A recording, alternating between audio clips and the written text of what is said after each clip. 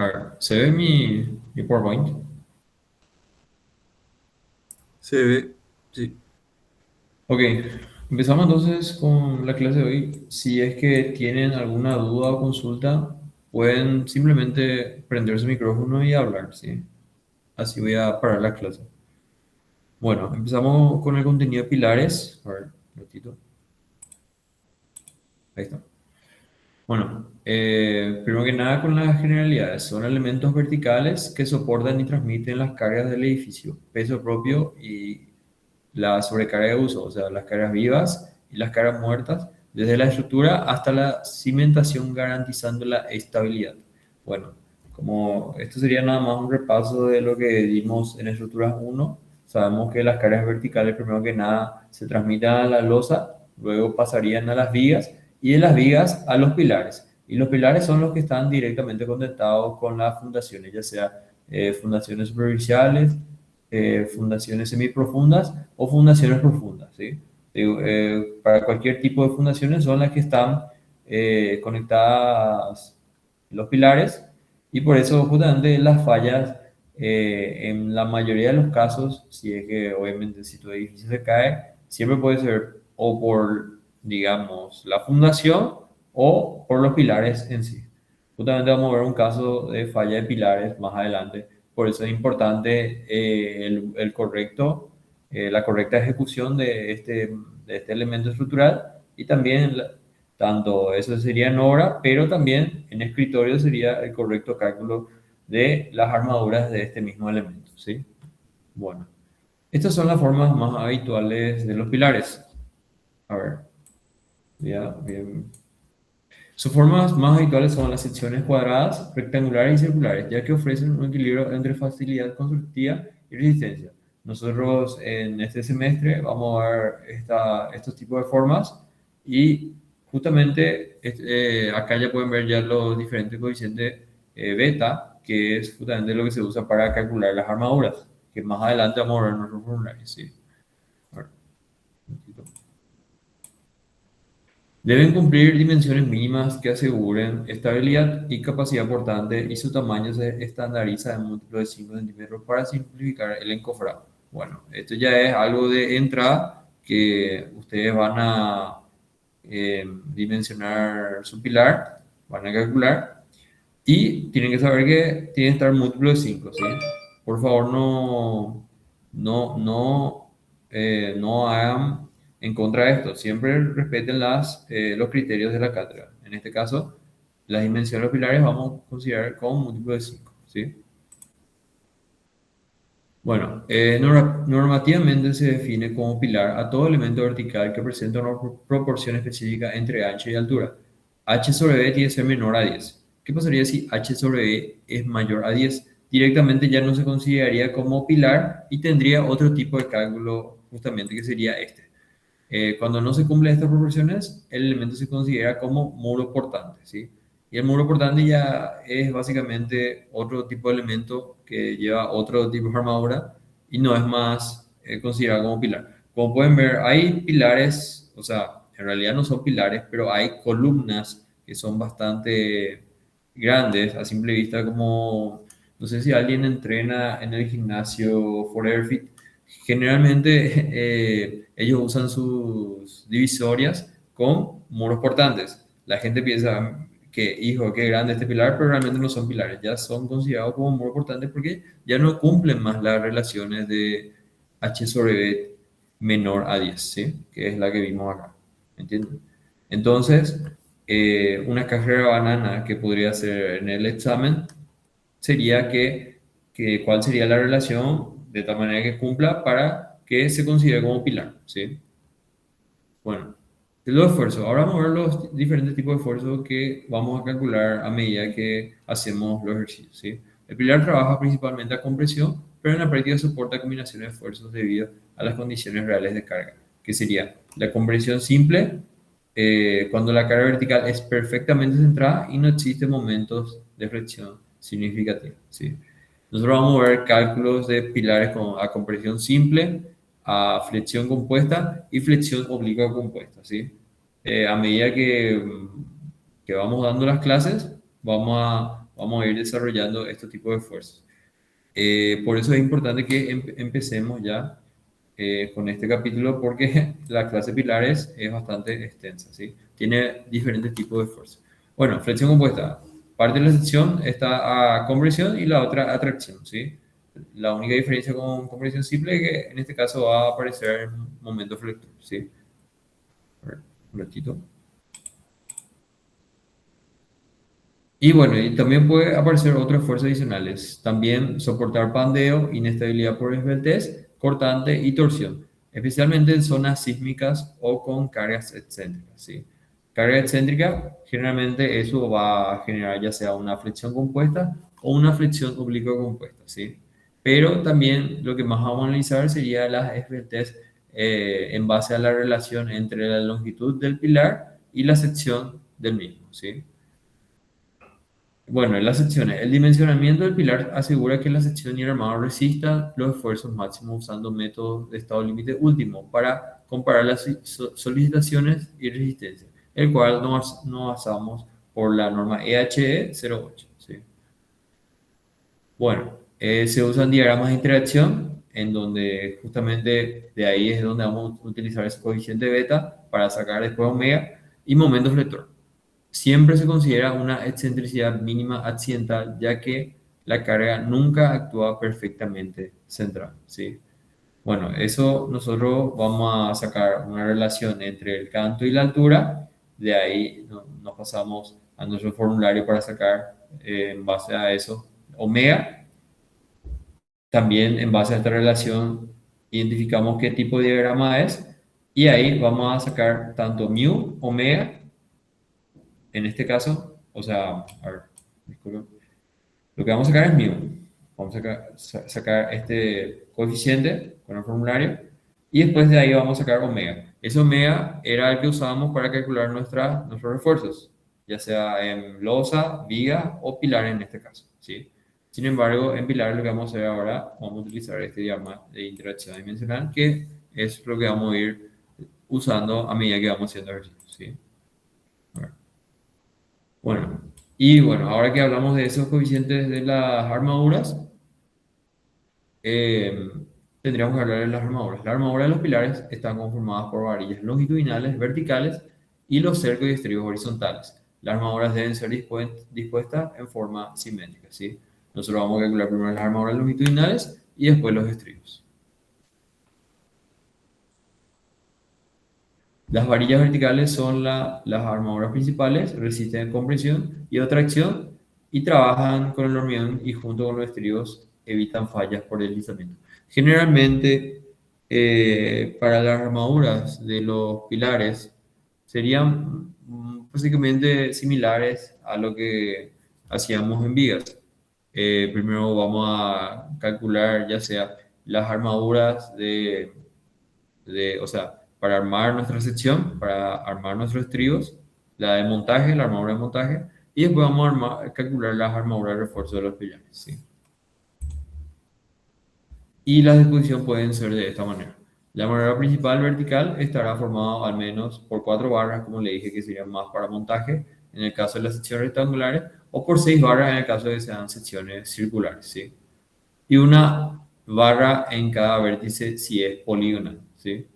Tengan en cuenta que, bueno, si es sección circular, por lo menos 6 varillas, ¿sí? No sé. 4 varillas ya no bastaría, tampoco 5, ¿sí? Ok. La separación entre dos varillas o barras consecutivas de una cara no debe superar los 35 centímetros, ¿sí? Entonces, digamos que la separación de los estribos podemos hacer hasta 35 centímetros y por lo menos 15 centímetros que sería ya para que pueda vibrar bien el hormigón entre las armaduras, ¿sí? Para que no se generen coqueras, ¿sí? La separación mínima entre dos barras debe ser de la misma cara, debe ser igual o mayor que 2 centímetros, o sea, 2 centímetros que el diámetro de la barra mayor y que 6 quintos del tamaño máximo del área, ¿sí? Bueno, acá pueden ver las diferentes secciones con 4 barras, 6 barras, 8 barras, 10 barras. y también 12 barras. Eso es en el caso de que le salgan números más grandes que 6 barras, porque 4, nosotros sí o sí vamos a tener 4, que serían las montajes, que serían estas. Pero ya sean los refuerzos, bueno, acá tienen las diferentes disposiciones que pueden ir considerando cuando tengan que armar su pilar, ¿sí? Porque eso es generalmente la mayor duda de cómo disponemos esas barras. Bueno, las cuantías límites. Según la instrucción española, para conversión simple o con disposición armadora simétrica, esta sería eh, o sea, la condición mínima que debe cumplir las cuantías de tal manera a que pueda verificar mis armaduras, ¿sí? Siendo AC la sección bruta del hormigón y FID 400 newton, o sea, menor o igual a 400 newton sobre milímetro cuadrado. Bueno, puede ser 400 o inclusive también puede ser 500. Eso de igual forma le vamos a dar de datos FI. AC ustedes pueden calcular la sección directamente por geometría, ¿sí? Y acá tienen cuantía geométrica mínima en tanto por mil referida a la sección total de hormigón. Entonces, para FIK, 400 newton sobre milímetro cuadrado, 0,004, y para FID igual a 500 newton sobre milímetro cuadrado, 0,004. El diámetro de la varilla o barra comprimida más delgada no será inferior a 12 milímetros. Tengan en cuenta eso, ¿sí? Nosotros vamos a utilizar a partir de 12 milímetros, que sería para la armadura longitudinal. Los recubrimientos de las armaduras principales deben estar comprendidos entre 2 y 5 centímetros, ¿sí? No deben ser inferiores al diámetro de la barra o al tamaño máximo del área, ¿sí? Esto es importante que no sea inferior al diámetro de la barra. Los estribos son armaduras transversales que trabajan con las barras verticales y se colocan en toda la altura del pilar, ¿sí? Evitan pandeo y deslizamiento, resisten esfuerzos transversales y confinan el hormigón. Bueno, el requisito es que el diámetro sea de los estribos sea mayor o igual a un cuarto de la barra mayor, mayor o igual a 6 milímetros de separación y menor o igual a 30 centímetros, ¿sí? O sea, la separación sea menor o igual a 30 centímetros, que es justamente lo que vimos, ¿sí? Bueno, todas estas condiciones van a tener en su formulario, ¿sí? Ustedes van a ver los diferentes requisitos y en base a, de tal manera que cumplan todos los requisitos, van a poder determinar tanto el diámetro de su estribo y también su separación, ¿sí? Que es lo que vamos a ver enseguida. Bueno, después tenemos las FTS, ¿sí? Se llama FTS geométrica de una pieza de sección constante a la relación, que sería la longitud de pandeo sobre la altura, ¿sí? Siendo L sub 0 la longitud de pandeo y H la dimensión de la sección en la dirección considerada, ¿sí? Tengan en cuenta eso. La longitud de pandeo se define como la longitud del soporte biarticulado equivalente al, a- al mismo a los efectos de pandeo y es igual a la distancia entre los puntos del momento nulo del mismo, ¿sí? Bueno, acá tenemos los diferentes coeficientes de pandeo, en donde esto ya sería un repaso de resistencia materiales para ustedes, en donde tenemos una barra apoyada, apoyada, empotrada, apoyada, empotrada, empotrada y empotrada libre, ¿sí? Bueno, eh, el valor del coeficiente para coeficiente alfa dice, pero en realidad esto sería lo mismo que K, ¿sí? Un extremo libre y el otro empotrado sería 2. Ambos extremos articulados o ambos extremos empotrados con libre desplazamiento normal a la directriz, 1, ¿sí? Un extremo con articulación fija y el otro empotrado, 0,7. Y ambos extremos empotrados, 0,5, ¿sí? Eso sería justamente para calcular la longitud de pandeo y después vamos a verificar al pandeo, ¿sí? Bueno, seguimos con las vertientes. Para la consideración de los efectos de pandeo se definen dos tipos de pilar. Pilar corto, que tiene un tipo de, una manera de calcular, ¿sí? Cuando la desventaja geométrica es menor a 10 y por lo tanto no se considera pandeo, ¿sí? Por eso es más fácil justamente considerar estas columnas cortas porque ya sería más rápido el cálculo de su armadura, ¿sí? Pero para pilar esbelto ya cambia la cosa. Cuando la esbeltez geométrica es mayor o igual a 10, se debe considerar los efectos del pande, ¿sí? Entonces, en su hereditario van a tener una sección de pilar corto y una sección de pilar esbelto, ¿sí?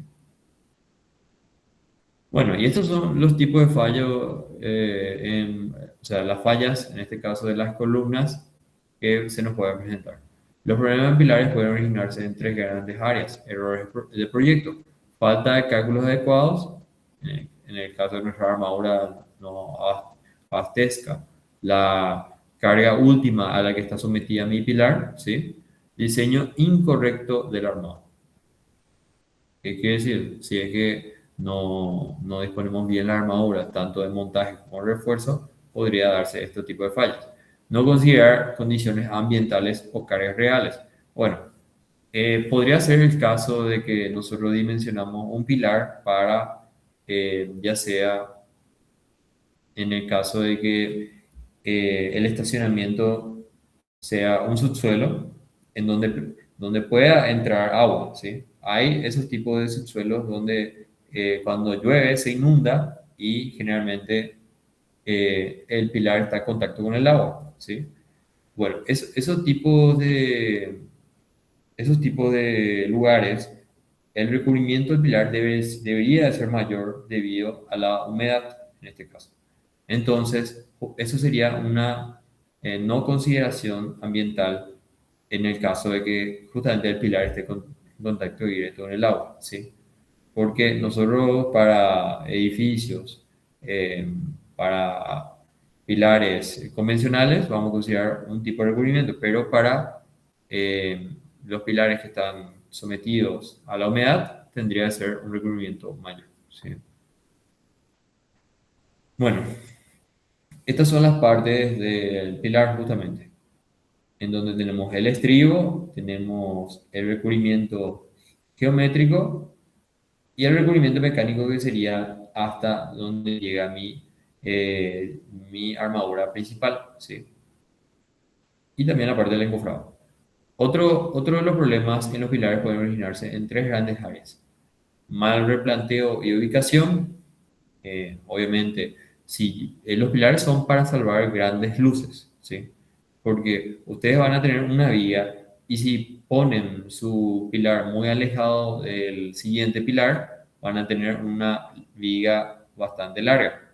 ¿Qué va a generar eso? Bueno, va a generar mayor sección, va a generar mayor deformación y cosas así. Lo ideal sería, por lo menos, o sea, ustedes cuando diseñen su planta y empiecen a ubicar sus pilares, lo ideal sería que la separación al menos sea hasta máximo 5 metros. Obviamente eso es a veces imposible de evitar, tenemos que hacer más grande y bueno, si es que hacemos más de 5 metros, lo único que pasaría es que la viga, la sección de la viga sería más grande, ¿sí? Pero como le dije, lo ideal sería 5 metros de separación. Por eso, si ubica mal y en este caso hace más de 5 metros, podrían generarse mayores deformaciones. El mal replanteo sería que un pilar centrado, yo a la hora de ejecutar, le genere una cierta excentricidad, lo cual eso no estaría bien porque podría generar un momento torsor, ya sea a mi viga, y también un momento flector a mi pilar, ¿sí? Entonces, lo ideal sería que la mayoría de los pilares sean centrados, o al menos considerar el cálculo correspondiente de esa excentricidad, ¿sí? Bueno, armados colocados fuera de posición. Generalmente eh, si no se arma bien en obra, las varillas podrían salir, disminuir este recubrimiento. Si no se respeta el recubrimiento de mi pilar, podrían salir un poco el hormigón y esas armaduras ya no estarían trabajando de forma correcta, ¿sí? Recubrimiento inadecuados que viene de la mano al armado colocado fuera de posición. Hormigón de baja calidad o mal vibrado, como les dije. Por eso es importante cumplir una separación mínima de estribos. Sabemos que a medida que vamos acercando los estribos tenemos mayor resistencia a la cortante, pero también debemos permitir el paso de la burbuja, o sea, el paso de la aguja en este caso, para eh, que pueda vibrar el hormigón y no se generen coqueras, ¿sí? Encofrado defectuosos o desencofrado prematuro. El pilar es uno de los elementos que se desencofra al último, debido a que es el que está conectado a la fundación. Por eso, generalmente, dependiendo del tipo de hormigón que utilicemos y dependiendo de la carga que recibe, sabemos cuánto tiempo tendría que llevar por norma de desencofrado, ¿sí? Y también los encofrados defectuosos, que sería mala calidad de terciario, ¿sí? Este sería uno de los fallos que se dieron justamente en encarnación, en donde los problemas en pilares pueden originarse en tres grandes áreas: cambios del uso del edificio, modificaciones estructurales sin rediseño y falta de mantenimiento o acciones que dañan el material. Bueno, podemos leer la noticia. El reciente colapso de un edificio de construcción de Encarnación no es solo un accidente lamentable, sino el resultado de una cultura de poco rigor y especulación inmobiliaria descontrolada. Aunque las investigaciones aún están en curso, los primeros indicios apuntan a una falla estructural originada en los cimientos en los pilares del nivel inferior. Una situación que, lejos de ser fortuita, refleja una peligrosa problemática en la construcción de edificios en Paraguay. Y acá el título dice, ¿sobrecarga estructural o falla en la fiscalización? Bueno, entonces si recuerdan esta noticia y no sé si alguien podría decir a qué conclusión se llegó.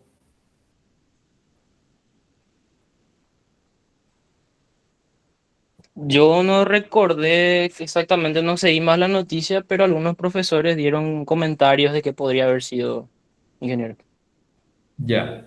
Bueno, yo la primicia que tengo es que ese edificio se construyó hasta un cierto nivel o sea, hasta un cierto nivel. Lo que pasa es que se aprobó más niveles, pero nunca se presentaron su cálculo estructural. Generalmente, y es algo muy grave que pasa hoy en día en Paraguay. Generalmente alguien calcula una estructura y bueno, no, pero ahora le doy el caso de, por ejemplo, este edificio hice para departamentos. Pero ahora voy a transformar a edificios de gimnasio, en este caso, donde tenemos más carga, más peso propio o en el caso que sea un boliche, que también sea eso, discoteca, donde la sobrecarga de uso sería mayor porque tendríamos más cantidad de gente, ¿sí? Bueno, eso es lo que pasa y no se actualizan mal los cálculos estructurales, ¿sí?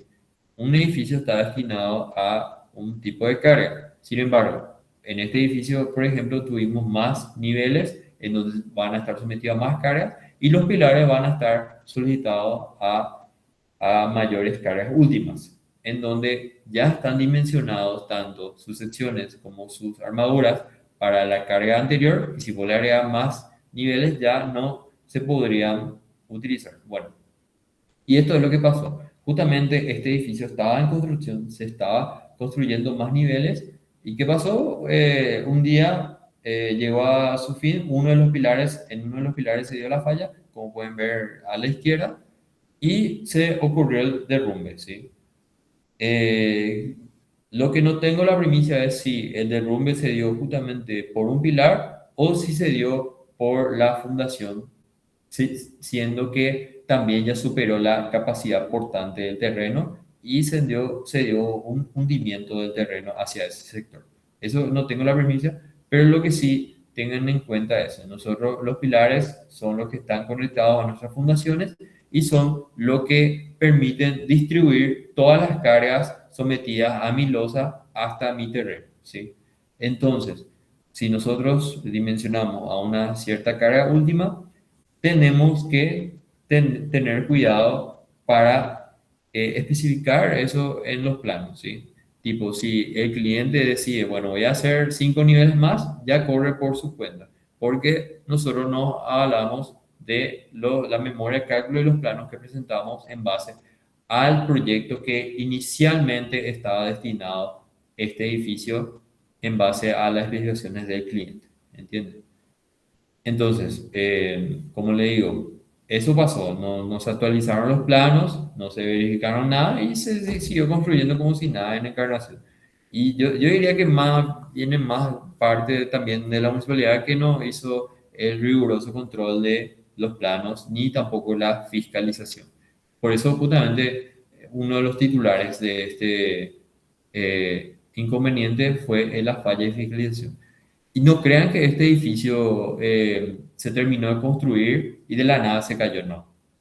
Esto se cayó cuando se estaba ejecutando el proyecto. Y a medida que se estaba ejecutando, se agregaba más carga, más carga, más carga, debido a que se estaba aumentando tanto la mampostería, los niveles, las losas, y aumentaba la carga de peso propio y cosas así.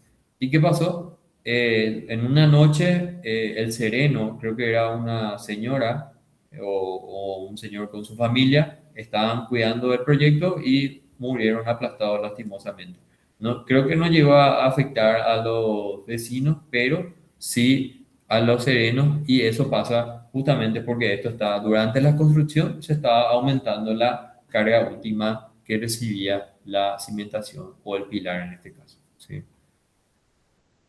Bueno, y estas son las fotos que nos dicen que justamente el pilar está recibiendo más carga a la que está diseñado, ¿sí?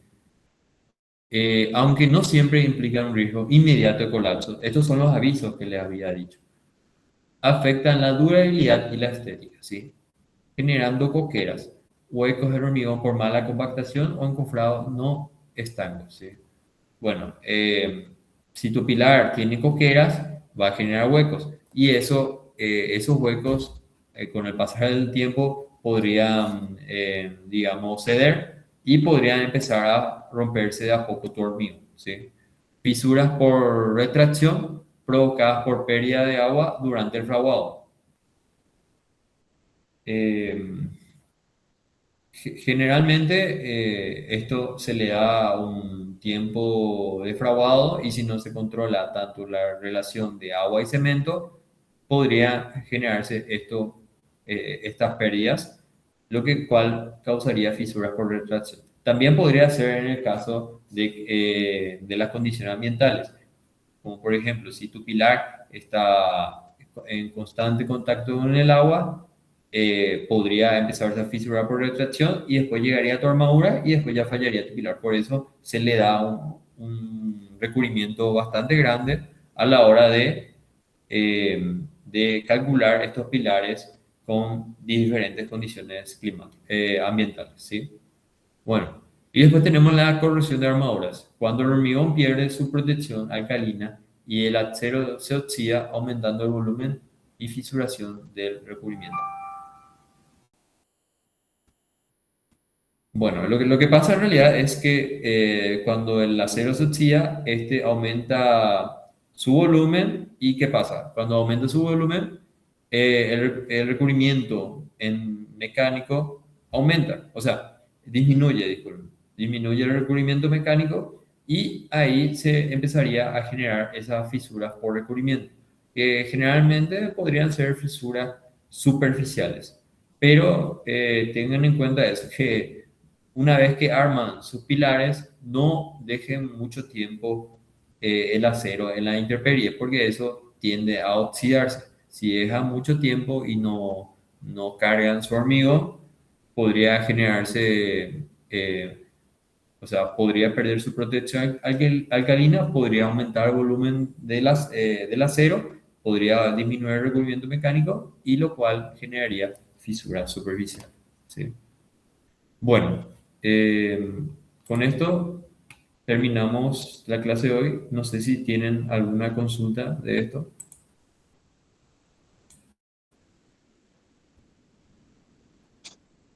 ¿Hasta qué nivel de corrosión se podría? O sea, yo, por ejemplo, cuando llegamos a hacer visitas técnicas, profe, vemos así los embarillados un poco con corrosión, o sea, está un poco oxidado y siempre así yo me pregunté hasta qué nivel es tolerable que tenga la corrosión, por ejemplo, dentro de un elemento estructural.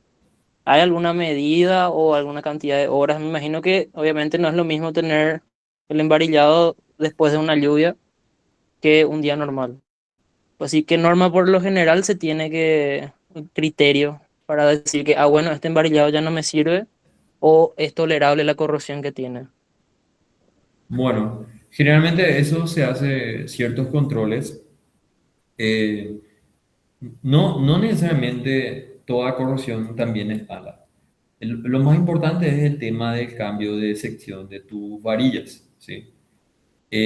Los primeros días, así como vos viste, capaz viste, estas varillas están oxidadas, no. Generalmente lo que pasa es que se genera ese polvillo de oxidación, que eso justamente con un cepillo nada más se limpia y ya está, ¿sí? Que eso es podría ser por el agua, ¿sí? Pero el nivel de corrosión que ya no se tolera es cuando tu acero ya empieza a perder sección. Por eso se hace un control por eh, esa, existe una regla, una herramienta que mide el diámetro de tu varilla, que vos te vas, calibras tu varilla y ves si perdió o no el diámetro, porque acuérdense que nosotros cuando calculamos decimos, bueno, este es para un refuerzo de varilla FIDE 16, por ejemplo. Si en realidad ya perdió una cierta cantidad de diámetro, entonces ya se rechaza ese tipo de varilla. Eso sería más para el trabajo del fiscal, permitir o no. Y justamente esos controles se hacen cuando se realiza el cargado del hormigón, ¿sí? Pero como le digo, los primeros días no va a ocurrir eso. Podría ser ya sea varios meses, o sea, podría ser un mes inclusive, pero esos controles se realizan, ¿sí? Si es que la oxidación sale con cepillo, entonces sí se tolera esa varilla, pero si no sale y también perdió la sección, generalmente ya podría, digamos, descartarse eso, ¿sí? Súper. Bueno, no sé si alguien tiene alguna consulta más. Iba a mostrar el formulario, pero creo que ya estamos llegando al final de nuestra clase. De igual forma, con los ejercicios vamos a ir viendo uno a uno el formulario, pero ya con números, ¿sí?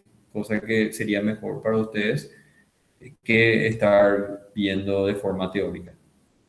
Si no tienen más consultas, podemos dejar hasta acá la clase. El tema de la asistencia, no se preocupen, vamos a considerar todos presentes debido a que la clase de hoy es una clase virtual. Entonces, la próxima clase sí ya pasaríamos con el video. Y ahora tengo que coordinar con el ingeniero si se mostraría algún ejercicio más de escalera o directamente pasaríamos a pilares debido a que, como les dije, nosotros perdimos la primera clase que fue justamente feriado, pero de igual forma estaríamos avanzando de buena manera debido a que ya pasamos a lo que sería el capítulo de pilares.